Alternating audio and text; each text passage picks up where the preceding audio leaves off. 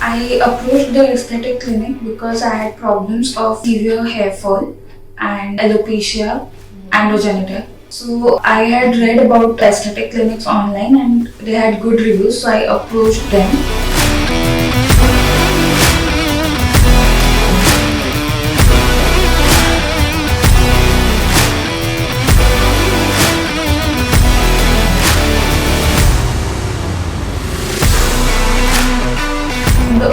I didn't know that I had PCOD. It was diagnosed over here when the doctor suggested some tests, and then she suggested the QR678 treatment, which is very painless treatment where the doctor just injects serum of QR678, that is, I guess, some growth factors.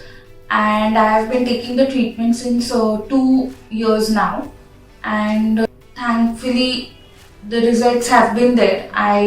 The hair would become thicker at the back and the problem of hair fall reduced drastically, and alopecia that I had, so that was also covered to a great extent. And whenever there is any problem or something, the doctor will always be there to, maybe by online consultation or whenever possible, you can get an appointment easily. So I'm quite satisfied with the aesthetic clinics.